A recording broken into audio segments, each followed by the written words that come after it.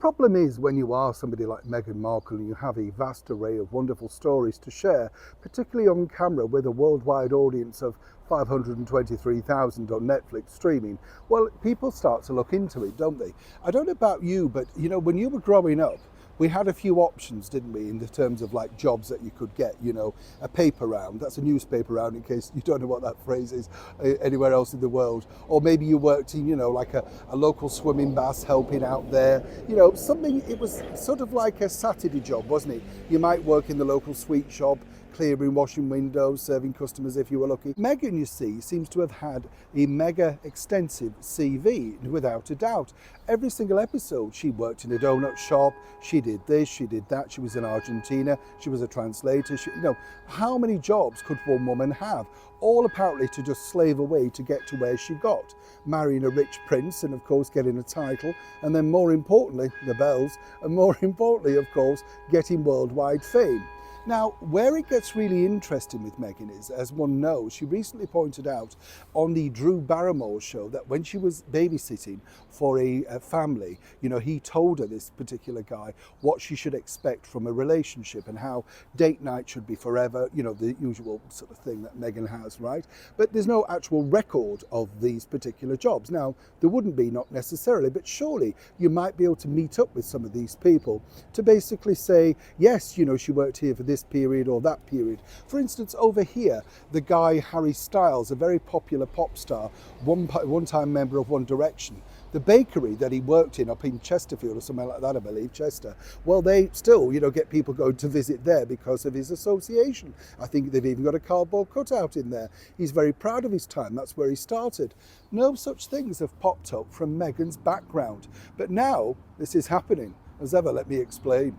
Hi, nice to see you. You all right? Thank you so much as ever for being with me here in the beautiful sunshine in the very heart of a gorgeous Yorkshire at the moment. It's very nice, yes. I'm going to take advantage of this, chums.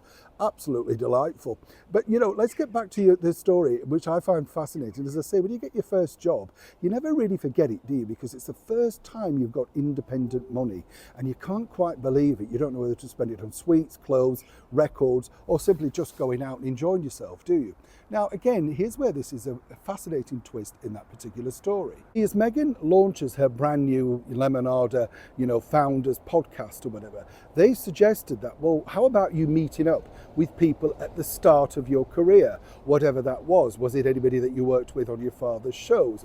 Were these jobs that you said you were? What about contacting, for instance, the Argentinian bureau? People will remember you must have records, there will be security data, all of that sort of stuff. You wouldn't be able to just walk into these jobs, not at that high level. Now, you can imagine how this came down like a cloak, because apparently, no, she didn't really have any pictures. No, she couldn't really remember that particular thing.